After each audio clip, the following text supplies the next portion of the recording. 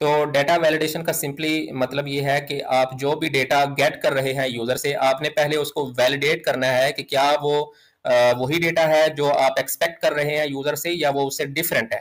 तो इसको चेक करने के लिए हम डिफरेंट जो पैटर्न्स हैं, प्री डिफाइंड पैटर्न्स हैं, उनके जरिए हम डेटा को वैलिडेट करते हैं। तो ये आप वैलिडेशन आपने कब परफॉर्म करनी है? जब आप डेटा गेट कर रहे हैं, या तो आप यूजर से गेट कर रहे हैं इनपुट फॉर्म फील्ड के थ्रू, आप सेटिंग के फॉर्म से गेट कर रहे हैं, या आप मेटा बॉक्स के अंदर डेटा गेट कर रहे हैं, या आप किसी एक्सटर्नल वेब एपीआई से कोई डेटा फेच कर रहे हैं, तो उस केस में भी आपने डेटा को वैलिडेट करना होता है।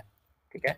Simple examples of data validation: check that required fields have not been left blank. तो अगर आपका कोई फॉर्म है, ठीक है, और उसके अंदर आपकी कोई रिक्वायर्ड फील्ड है, तो आपने मेक श्योर करना है कि जब यूजर उस फॉर्म को सबमिट करे, तो आपने पहले ये मेक श्योर करना है कि वो उसके अंदर यूजर ने कोई वैल्यू एंटर की हो। ठीक है, तभी उसकी जो रिक्वायर्ड वाली जो फंक्शनैलिटी है वो फुलफिल होगी। तो एक आप ये चीज वैलिडेट कर सकते हैं। दूसरा आप ये वैलिडेट कर सकते हैं, check that an entered phone number only contains numbers and punctuation. ठीक है, तो अब लेट्स से कि आप यूजर से जो है उसका फोन नंबर ले रहे हैं। ठीक है, तो अब फोन नंबर जो है वो उसके अंदर सिर्फ नंबर्स होते हैं, उसके अंदर कोई कैरेक्टर्स वगैरह नहीं होते। तो आपने मेक श्योर करना है कि वो जो फोन नंबर एंटर किया जा रहा है वो करेक्ट फॉर्मेट के अंदर होना चाहिए। ठीक है, तो उसके लिए आप वैलिडेशन अप्लाई कर सकते हैं।